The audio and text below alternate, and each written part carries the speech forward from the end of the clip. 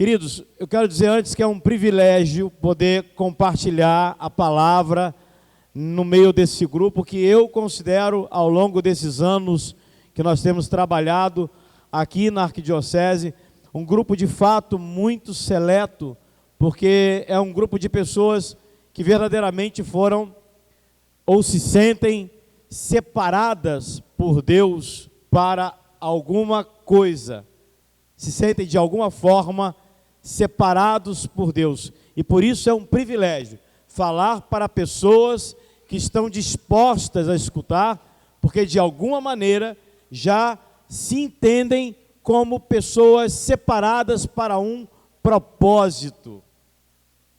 E você sabe que a palavra separação, estar separado, né, ter sido separado para alguma coisa, é da onde a gente entende também, é uma das formas de entender santidade. Ser santo é ter sido ou se compreender como uma pessoa separada para um propósito. Nós estamos aqui porque de alguma maneira o Senhor falou ao nosso coração de uma forma especial, de uma forma única, e disse para nós: eu te quero de uma maneira diferente. Eu quero a todos, mas a você eu quero de um jeito diferente.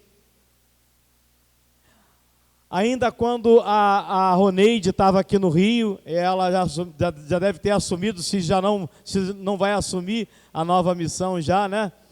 Mas ela, na reunião da comissão das novas comunidades, me perguntou se eu podia trazer essa continuidade daquela que foi a palavra que o Alexandre trouxe na última formação. Eu me alegrei com o convite, mas achei que também era um grande desafio para ser trilhado. Eu falei, bom, eu topo, se os irmãos aceitarem, eu topo. E aí eu fui, depois que a Roneide assumiu a nova missão, foi chamada para a nova missão, eu comecei a conversar um pouco com o Badu, que é o nosso novo coordenador. E conversando com o Badu falou assim: olha, Isaías, eu estava orando sobre essa segunda parte, e eu estava pensando que você devia pegar alguns números específicos para trabalhar com os irmãos. E ele passou esse número para a gente, né? Passou lá no grupo. Quantos receberam aí os números que eram para ser lidos nas suas comunidades? Foi do número 93 ao número 97, não foi isso? Ótimo. Nós estamos falando nesta tarde, a palavra desta tarde é uma palavra sobre mundanismo, porque é isso que o Papa está tratando no documento Evangelii Gaudium, especificamente, de maneira mais específica, nesses números 93 a 97. Mas eu gostaria de propor um dado a mais no tema dessa palavra, se vocês me permitem. Eu gostaria de propor que essa palavra tivesse como tema a santidade como resposta ao mundanismo. Santidade como resposta ao mundanismo. E eu comecei falando aqui que é um privilégio falar para pessoas que de alguma maneira se veem separadas, se veem santificadas para um propósito. Então, o princípio da sua resposta a Deus para estar aqui nesta tarde, ou para fazer parte de uma comunidade, o princípio, a motivação primeira que te levou a dar uma resposta a Deus na sua comunidade, já é uma resposta de santidade, de separação, de se admitir separado, separada para um propósito.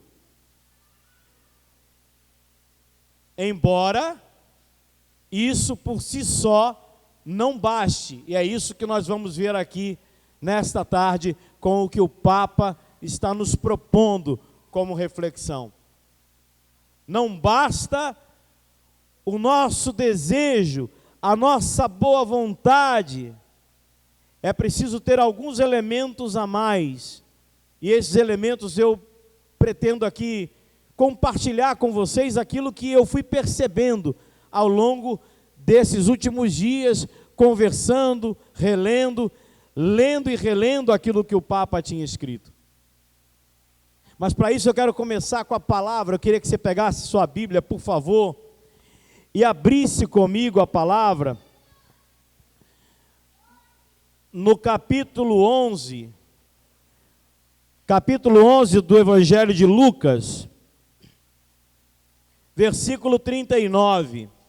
Você certamente conhece essa palavra.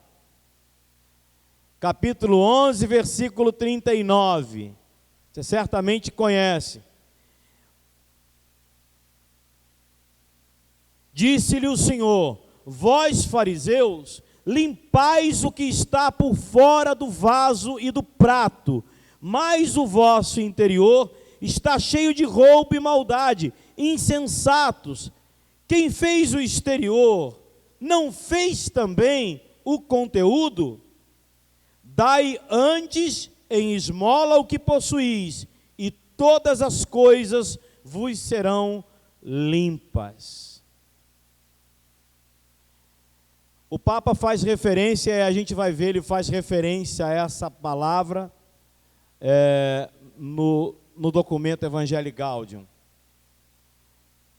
E não é por acaso, porque na verdade a tendência, a inclinação humana, a nossa inclinação, é sempre a partir daquilo que é o ser religioso, começar no espírito, é essa inclinação humana. Como diz o apóstolo Paulo, começaste no espírito, mas terminastes na carne. Essa inclinação humana. Nós o tempo todo vivemos uma realidade cíclica, ou como eu dizia lá na Maria Serva da Trindade, uma realidade ondular, sabe? Uma hora a gente está lá embaixo, aí cai, fica cansado, outra hora levanta de novo, e por aí assim é a existência humana vai decorrendo. E o que aconteceu lá com os fariseus e que Jesus criticou, acontece hoje de novo, do mesmo jeito. A tendência é sempre a gente domesticar ou querer domesticar a graça. A tendência é sempre a gente receber de Deus a graça e querer domesticá-la ao nosso modo. Essa manhã, enquanto eu estava em casa, debaixo, literalmente debaixo da Isabel, pulando em cima de mim. Isabel, minha filhinha de 8 anos. O Senhor me deu uma visão, sobre isso. É bonito isso na vida comunitária das novas comunidades, que a gente tem sacerdote, tem gente casado. Então, casado ouve Deus enquanto a filha pula em cima, É assim, desse jeito. O Senhor me deu uma visão de um rio, e eu fiquei feliz que os irmãos escolheram a música ali para iluminar isso, porque o Senhor me deu a visão de um rio, e Ele me fez olhar para antes do rio ser rio, e para depois do rio ser rio. Antes do rio ser rio, ele é uma fonte. Todo rio nasce como uma fonte. O rio não começa como rio. Ele aprende a ser rio no meio do caminho. Enquanto ele vai fazendo o caminho, ele vai aprendendo a ser rio, tomando o seu curso. Mas ele nasceu como fonte. E ele morre como o quê? Como mar. Ele não morre como rio, ele não acaba como rio. E aí eu fui trabalhando essa visão, eu fui buscando entendimento para essa visão.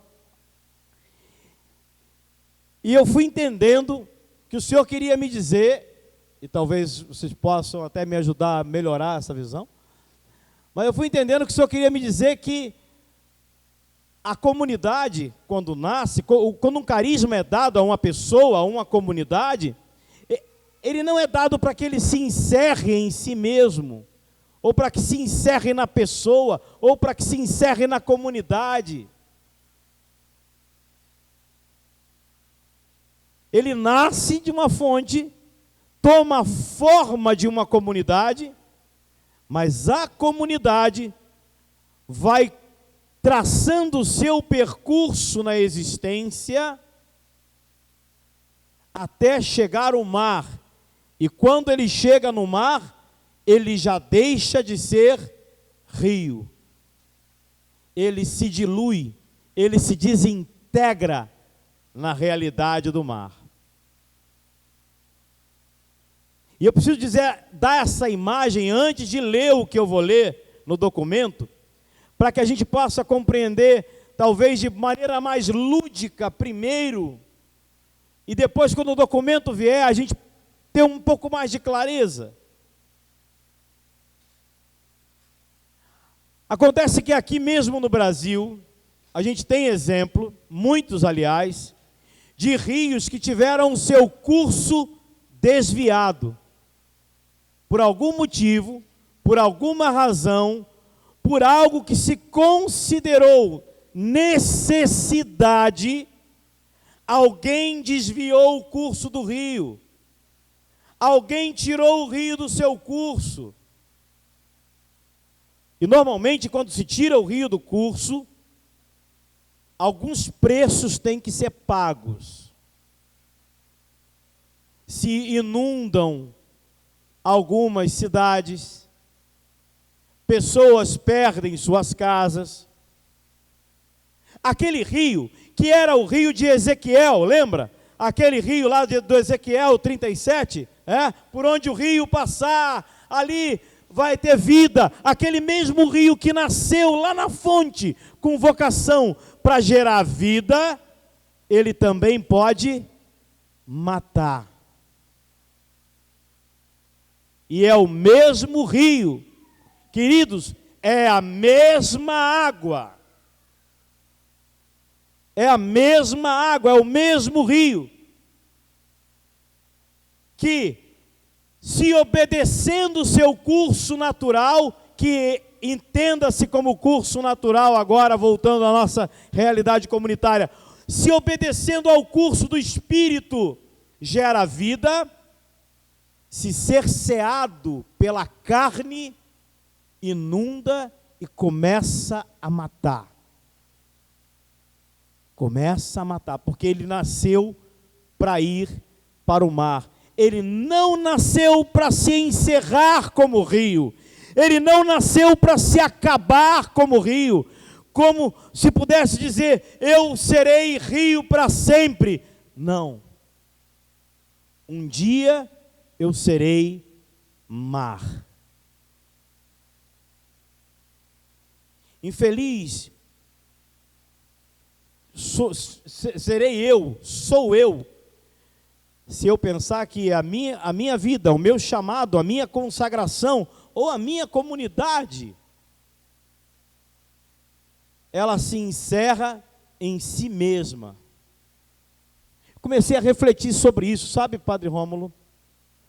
Comecei a pensar nas diversas congregações históricas, nas comunidades que historicamente nasceram no curso da história da igreja e foram se diluindo e foram entrando pela igreja e foram tomando forma de tal maneira, de tal forma que hoje muitas comunidades aqui hoje têm carismas muito parecidos com o carisma carmelita ou com o carisma agostiniano ou com o carisma franciscano.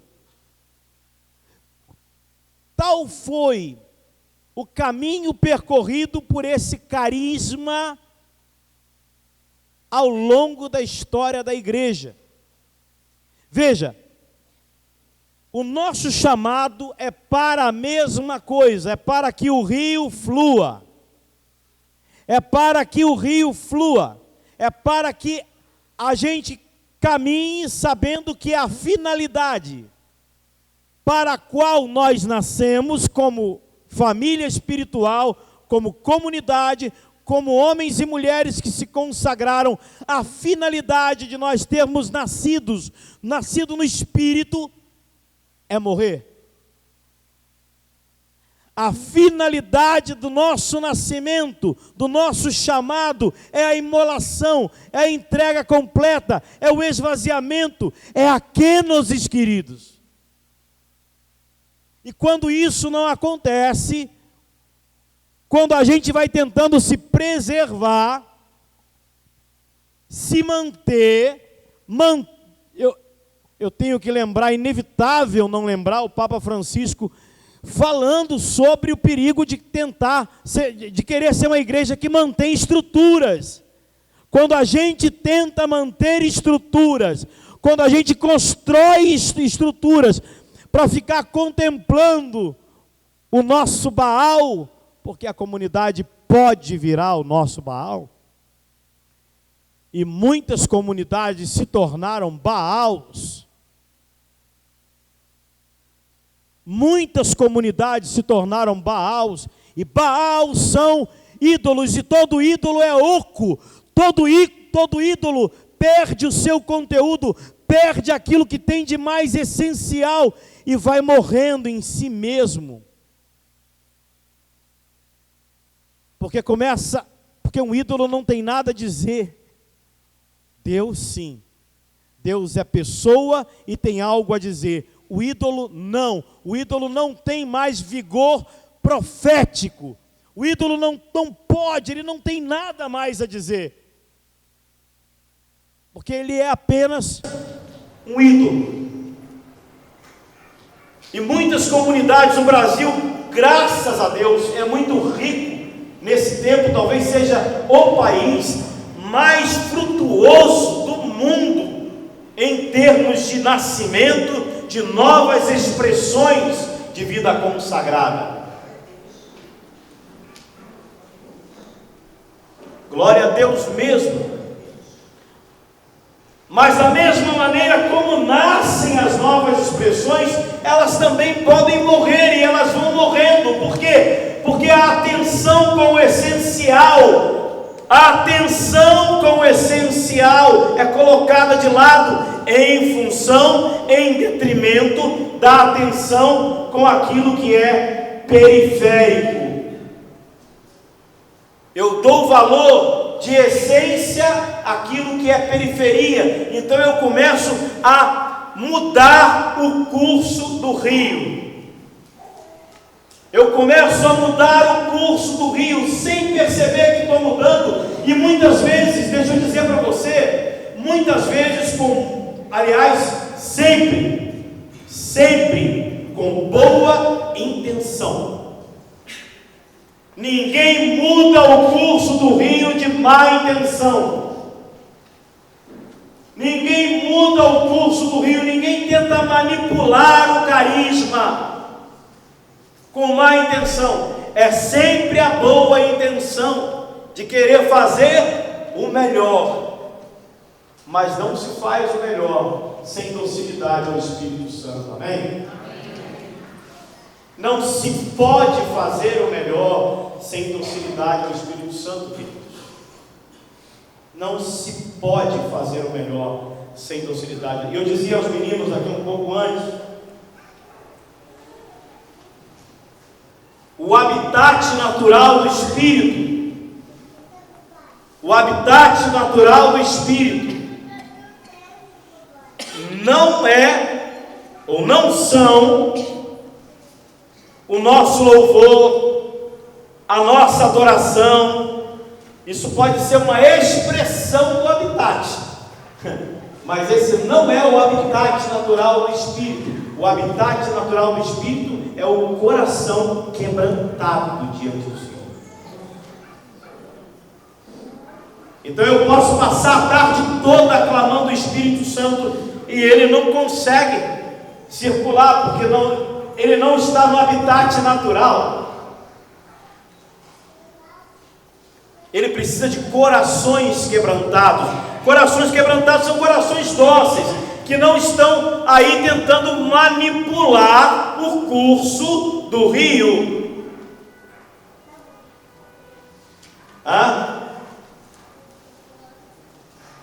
Nós precisamos pedir ao Senhor a graça de um coração arrependido, de um coração quebrantado na presença dEle, por todas as vezes que, mesmo sem a gente perceber, porque quase sempre é sem a gente perceber, a gente tentou manipular o curso do rio, a gente tentou fazer com que o rio corresse para um lado que nos agradasse um pouco mais.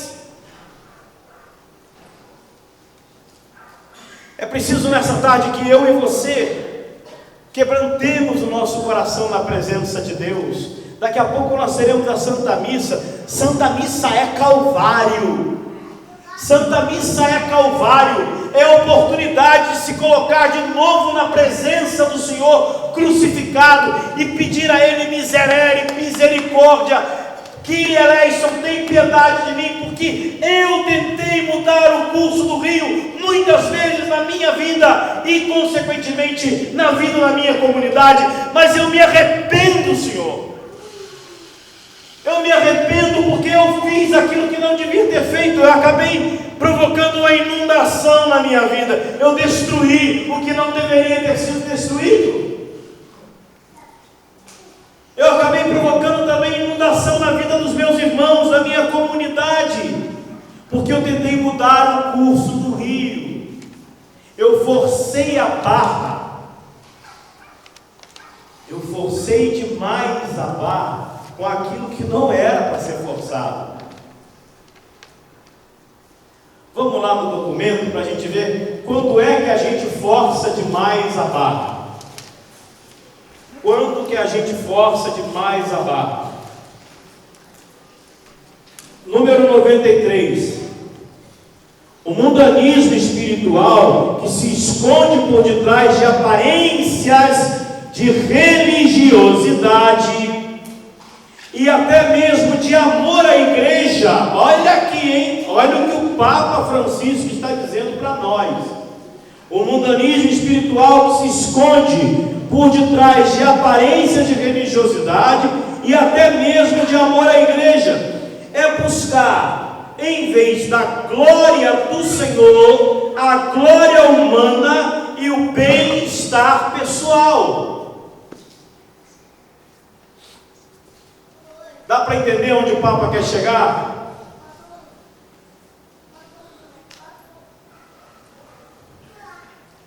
Nós nunca vivemos um tempo na igreja, aliás, já vivemos muitos momentos difíceis na igreja, ao longo desses 21 séculos, mas nenhum como esse, aonde nós tivéssemos tanta perseguição contra o cristianismo, tanta perseguição, e ao mesmo tempo, aonde tivéssemos os cristãos tão divididos. E você sabe que um exército dividido contra si mesmo é um exército derrotado. Veja, nós não estamos falando só da perseguição externa, mas de como nós favorecemos a derrota da igreja com uma postura interna que não colabora em nada com o testemunho do Evangelho.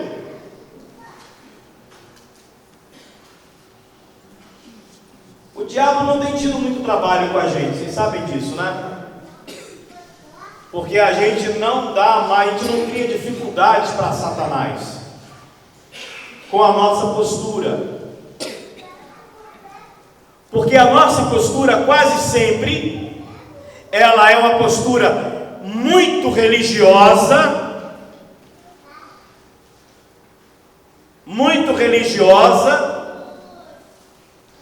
que sabe muito bem guardar as leis, guardar as normas, como Jesus falou lá, apontou lá para o problema dos fariseus.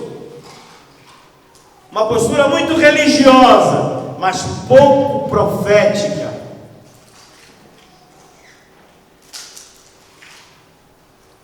O mundo precisa de menos religiosos e mais profetas, queridos. O mundo precisa da nossa profecia. A sociedade, aquela palavra que nos traz o livro do Apocalipse, toda a criação geme como em dores de parto, aguardando a manifestação dos filhos de Deus. Essa necessidade que o mundo tem, essa espera que o mundo vive, de que nós nos manifestemos, a gente não realiza essa manifestação para o mundo apenas, eu estou dizendo bem claro, apenas com os nossos sinais de que somos bons religiosos. Isso também é parte, isso também faz parte, mas se isso resolvesse, muitos da nossa família estariam aqui conosco também. Bastaria eles olharem uma cruzinha pendurada no meu pescoço e estava resolvido. Isso não resolve. Isso não resolve. Ao contrário, o que o Papa vai dizer agora à frente vai nos ajudar a compreender muito bem a gravidade disso, porque isso neutraliza, isso vai neutralizando a igreja. De repente você tem um monte de gente, de pessoas nas comunidades se consagrando, mas a igreja permanece inerte, como se não se movesse, porque cada um vive para o seu gueto, para o seu lugar, para a sua autopreservação. Cada um está retesando a água do rio para si. Minha culpa é a máxima culpa. É aquilo que o Senhor censurava aos fariseus. Como é possível acreditar se andais à procura da glória dos outros e não procurais a glória que vem do Deus único? João 5,44. É uma maneira sutil de procurar os próprios interesses, não os interesses de Cristo. Reveste-se de muitas formas de acordo com o tipo de pessoa e situações em que penetra. Esse mundanismo vai se revestindo de muitas formas, por cultivar o cuidado da aparência. Por cultivar o cuidado da aparência. Nem sempre suscita pecados de domínio público, pelo que exatamente tudo parece correto. Então a imagem é bonita, a imagem está linda, a foto fica bonita. Tivemos a nossa consagração agora em junho. Vou dar exemplo lá de casa, né? Vou dar um exemplo lá de casa. O primeiro ouvido é o meu mesmo. Então chega no final da consagração, tem até eu já até aviso, vai terminar o rito, terminou a missa, o padre dá a bênção, a gente assina o documento, vem todo mundo para o lado de cá e a gente faz a foto. Aí faz a foto e fica todo mundo lindo na foto. Lá em casa é assim, não sei como é que funciona na casa de vocês, né? Aguardar, né? Afinal de contas é o dia da consagração, né? Ei, só tem um problema: foto não profetiza, o que profetiza é vida. Foto não profetiza. A profecia se dá com a vida, como diria São Francisco de Assis, se preciso, até com palavras. Se preciso, até com palavras. Mas a profecia se dá por um estilo de vida. Que estilo de vida? Que estilo de vida é esse? É o estilo de vida de quem está se aprendendo, porque é um aprendizado, a se deixar conduzir pelo Espírito. O estilo de vida de quem aprendeu ou vai aprendendo com a comunidade, é para isso que serve a comunidade, a deixar que a sua vida seja conduzida pelo Espírito, a não querer mudar o curso do rio, a não querer determinar que o rio corra no curso que você ou eu achamos que é melhor.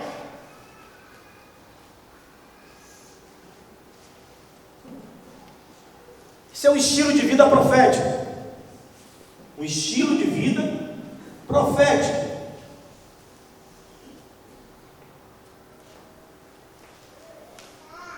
Reveste-se de muitas formas, de acordo com o tipo de pessoas e situações em que penetra, por cultivar o cuidado da aparência.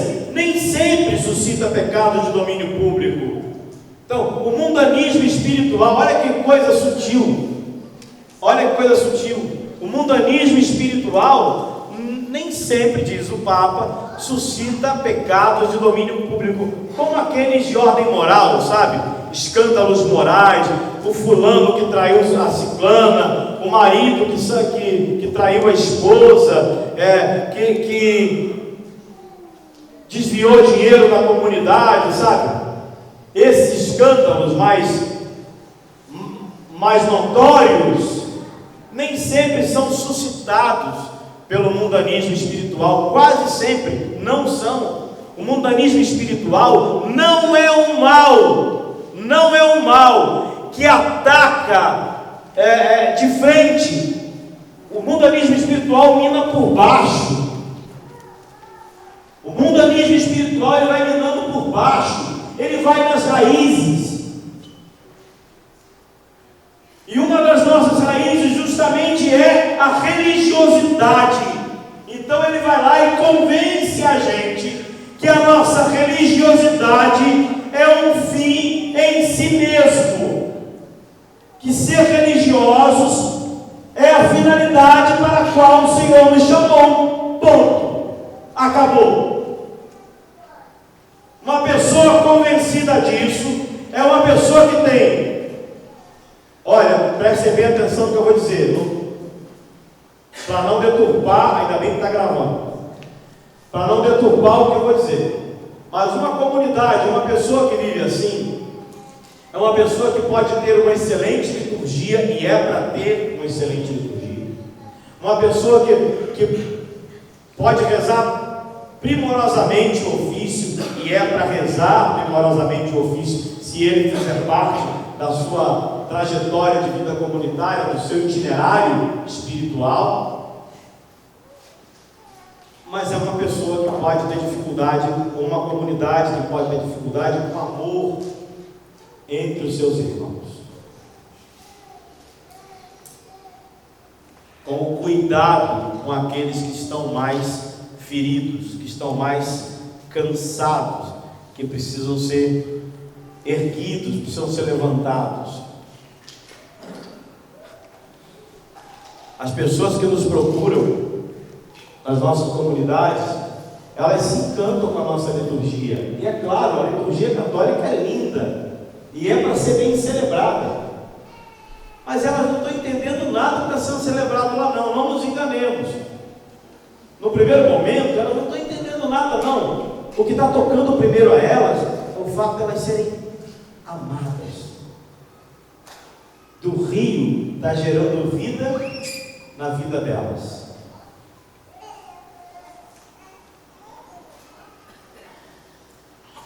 Número 94. Bom, terminando aí do número 93, ele citando Henri de Lubac, do livro Meditações sobre a Igreja, ele diz o seguinte: mas se invadisse a igreja como dá o nome, esse mundanismo espiritual, se ele invadisse a igreja, seria infinitamente mais desastroso do que todo e qualquer mundanismo meramente moral. Muito mais desastroso. Deixa eu dizer para você o que me vem aqui agora ao coração. O Senhor tem nos levantado, viu, Vinícius? Como eu creio nisso, que as comunidades novas têm sido levantadas como uma barreira de contenção para evitar a entrada do mundanismo espiritual de vez dentro da igreja. Pessoas separadas, pessoas em santidade, para viver um propósito, sim, no seu carisma, no seu chamado, mas para ser suporte, para evitar a entrada desse mundanismo espiritual sorrateiro na igreja. Número 94. O mundanismo se alimenta, né? Como toda serpente, né? Todo animal, todo o objeto vivo, né? Alguma coisa que esteja viva, e o mundanismo é algo vivo, porque está nas pessoas, está em mim, em você. O mundanismo pode alimentar-se, sobretudo, de duas maneiras.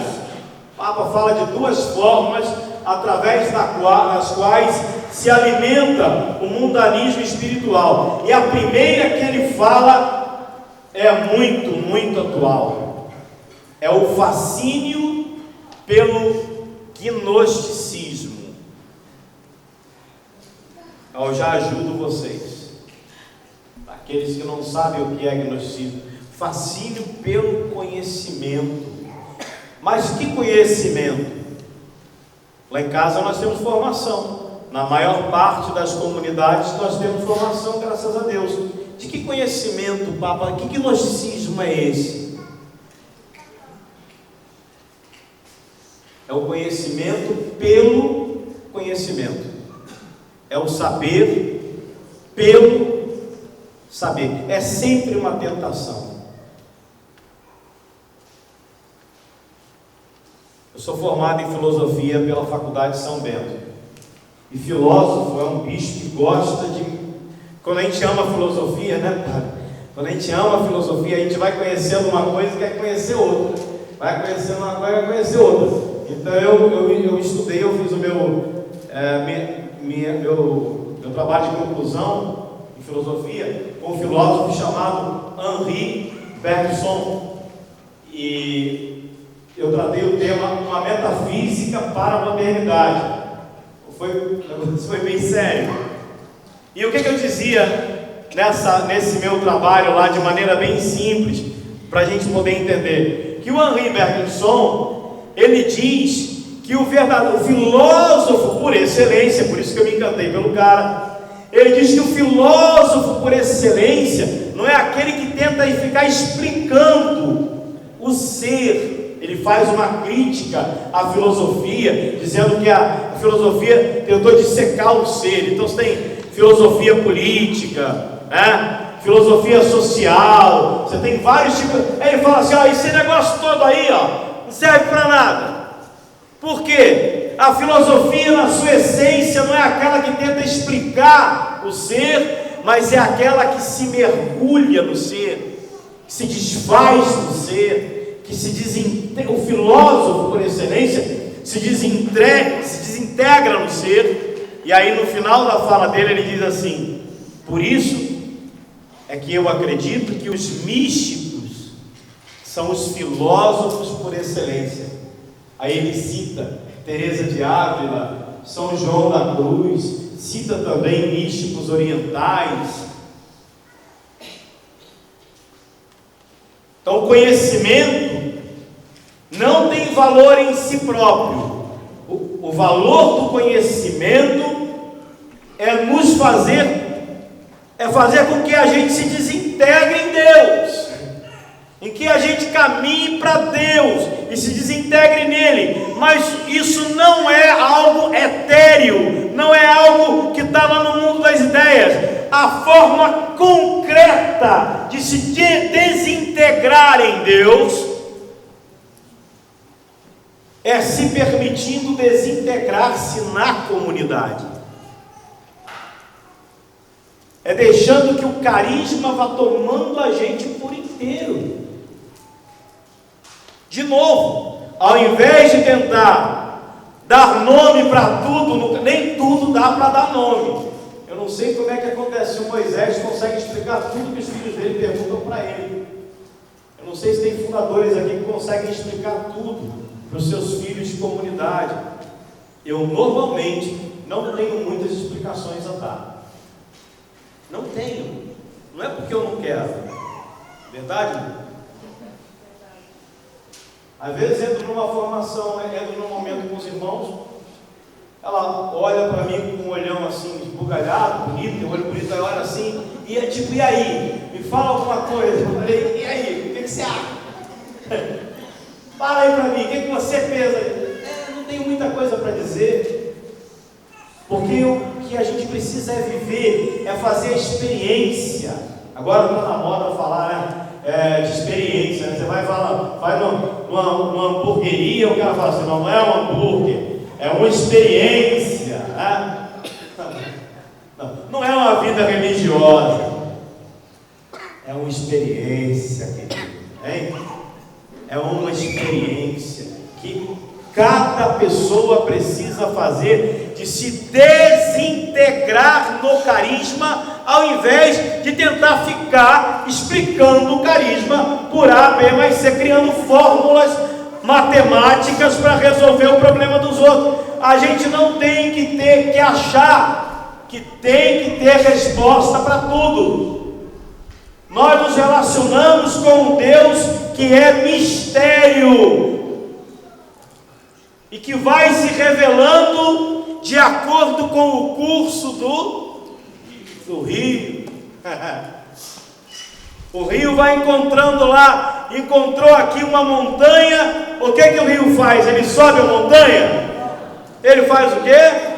Ele pacientemente dá a volta na montanha. Assim é o nosso Deus.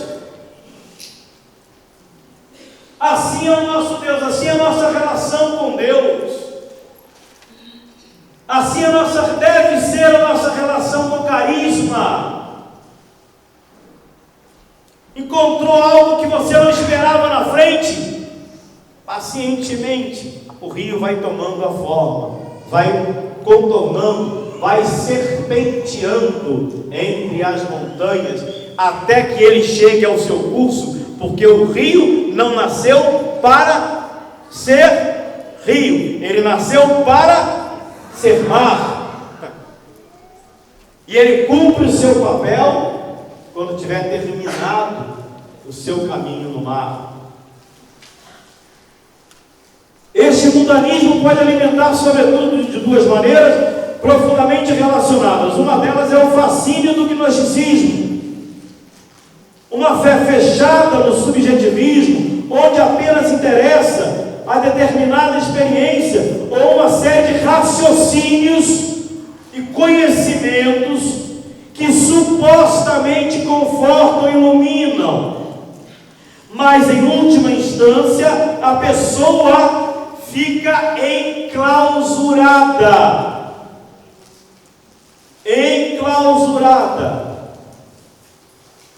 Isso é muito sério. Na imanência da sua própria razão ou dos seus sentimentos. Quer dizer, a pessoa não consegue enxergar para além daquilo que ela está pensando. E aí, o carisma, a vida da comunidade, a vida em comunidade, deixa de ser uma oportunidade para a revelação do mistério, Padre Egídio. Acompanhando isso, né, Eliane? Deixa de ser oportunidade para a revelação do mistério. Eu lembro daquilo que a gente conversava há um tempo atrás. E se torna um lugar de elucubrações pessoais, aonde eu fico tentando explicar, e eu escrevo por A mais B mais C e tudo aquilo, e eu não chego nunca a uma conclusão. E que sofrimento, porque não tem conclusão. Tem que ter disposição para mergulhar no mistério de Deus. Tem que estar disposto a mergulhar no mistério de Deus, no desconhecido. Tem que se dispor a se jogar do precipício, crendo que você não está vendo nada, mas tem alguém lá embaixo que vai te segurar. Crendo que você se jogando nesse precipício, que é o chamado, a vocação, né? Esse mergulho, crendo que você, por não saber o caminho lá de cima até lá embaixo, você até já pensa, olha, vou bater em alguma pedra aí no meio do caminho, vou me ralar batendo numa parede, num lugar ou em outro, mas lá no final tem alguém que foi quem me chamou e disse que eu podia pular, e esse alguém vai me segurar. Confiança. Confiança é o remédio, eu diria, contra esse gnosticismo excessivo. Então, querido, para ficar bem claro, estude, mas saiba qual é a finalidade daquilo que você está estudando. Entenda para onde você está indo. Proponha, você é formador, proponha bons livros, estude, trabalhe com os seus formandos, com aqueles que te foram confiados, boa literatura, e nós temos muito boas literaturas para comunidades novas, de maneira específica inclusive, mas não faça da formação uma finalidade em si mesma, porque ela não é.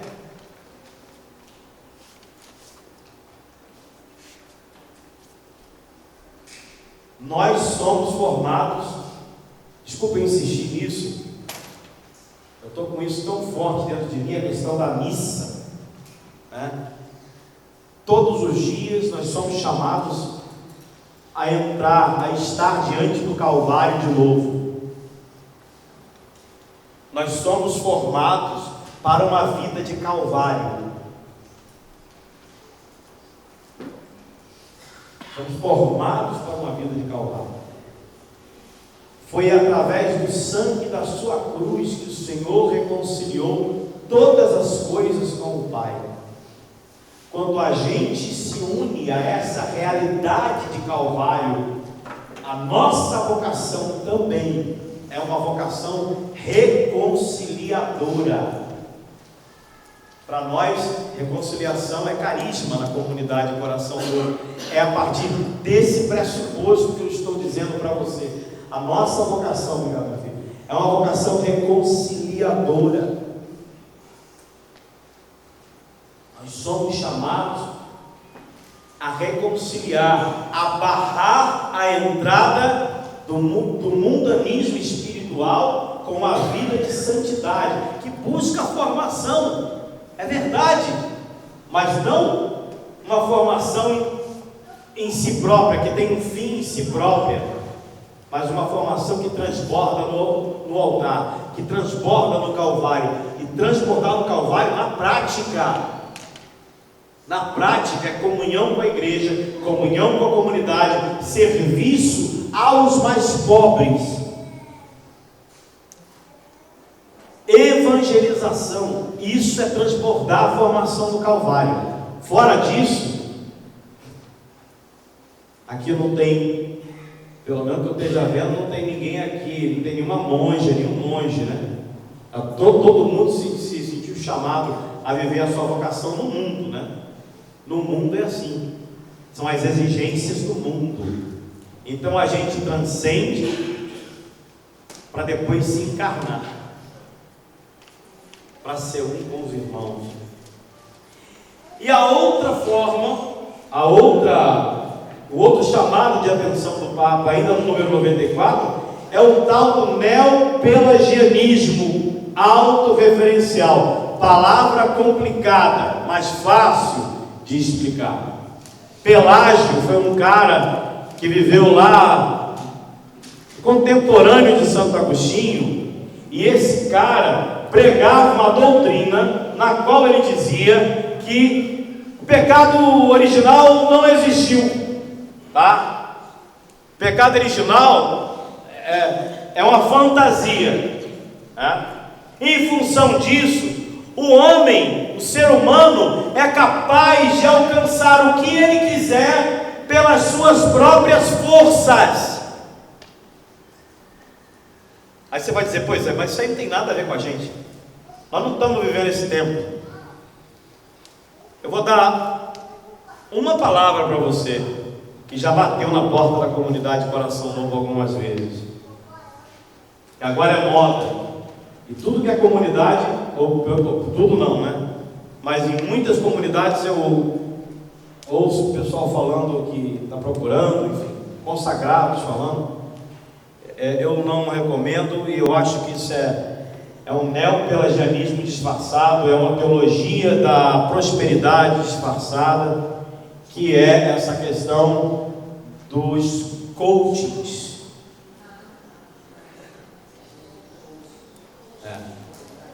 Deixa eu dizer bem claro para vocês, isso é coisa do demônio, isso é coisa do capeta. Me pediram para eu falar aqui, glória a Deus, me pediram para eu falar, eu preciso falar isso para vocês. Nós estamos num tempo, especialmente no Brasil, em que se fala muito de empreendedorismo. Você precisa ter sucesso, você precisa dar certo. Alguém aqui já ouviu isso ou só eu escuto isso? A sua comunidade tem que ter sucesso, tem que dar certo. A sua comunidade não deu certo porque você não empreendeu direito. Sua comunidade não atinge os resultados porque tem que atingir resultados. No meu livro Igreja Família de Deus eu falo sobre essa problemática dos resultados, aonde a igreja se posiciona como empresa e as comunidades acabam repetindo isso. Não esqueçam que muitas das ordens religiosas, das congregações religiosas mais tradicionais estão sofrendo muito hoje, porque viveram exatamente isso. Construíram grandes impérios em cima da mão de obra das pessoas e viram seus consagrados, suas consagradas, como a mão de obra capaz de manter aquela estrutura. E no final, não foi possível manter a estrutura, queridos, porque não é possível manter a estrutura pela estrutura. A estrutura só tem razão de ser se for para a profecia. Se não for para a profecia, a estrutura tem data de validade e vai cair como qualquer outra estrutura.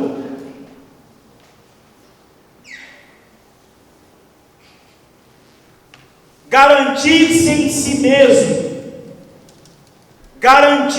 si mesmo, tem feito com que muitos, tentando se auto-resolver com palestras motivacionais, com livros de autoajuda,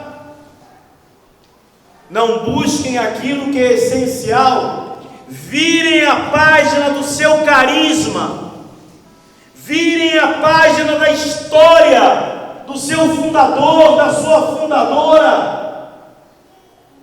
E olha que eu sou apaixonado por fundadores, eu gosto de ouvir, de conhecer a história, especialmente os anciãos.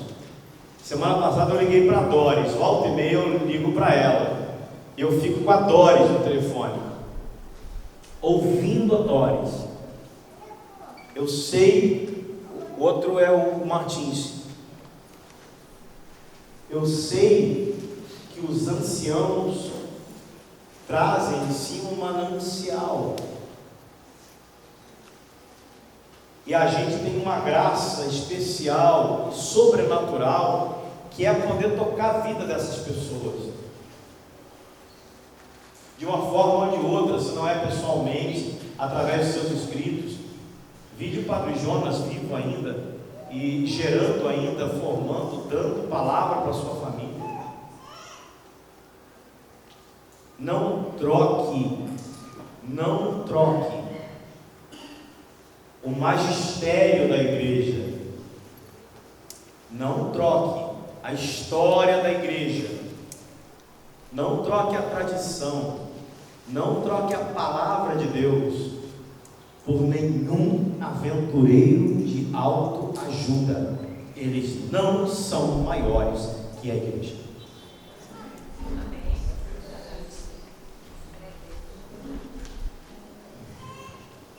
Este obscuro mundanismo manifesta-se em muitas atitudes aparentemente opostas, mas com a mesma pretensão de dominar o espaço da igreja. A pretensão desse mundanismo é dominar o espaço da igreja. Em alguns, há um cuidado exibicionista da liturgia, da doutrina e do prestígio da igreja, mas não se preocupam com o Evangelho.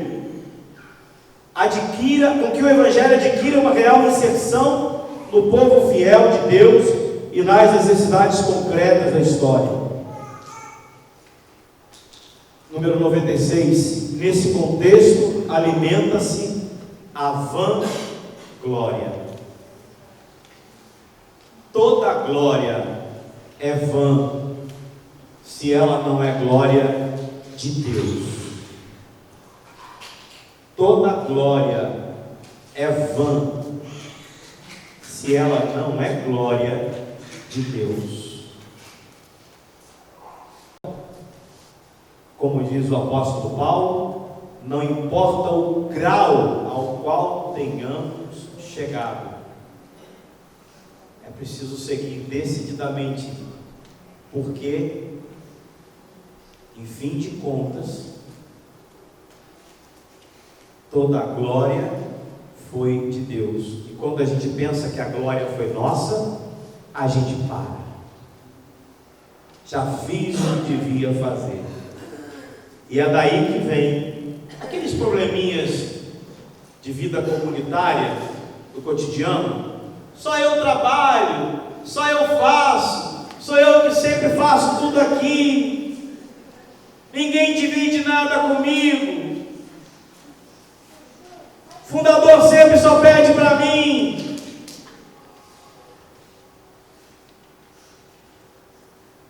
Quem fala isso? Quem fala isso é quem entendeu que a glória era para si.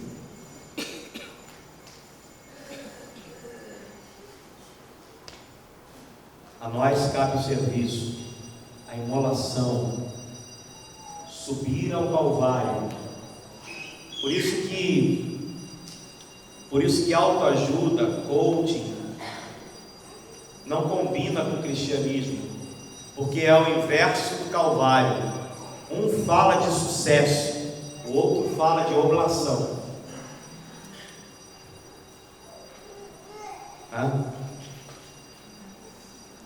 Quem tem cabeça empreendedora e quer fazer da comunidade um lugar de empreendedorismo, lá em casa também teve muita gente assim, de vez em quando aparece os caras, o pessoal com boas ideias, sabe, Marina? Com ótimas, não, cheguei, vou revolucionar essa comunidade, porque vocês têm aí o Isaías, eu vou fazer dinheiro com isso. Nunca dei nada, só fica mais pobre. E a pessoa fica chateada depois. Pô, investi mó dinheiro, não funcionou. Investiu aqui.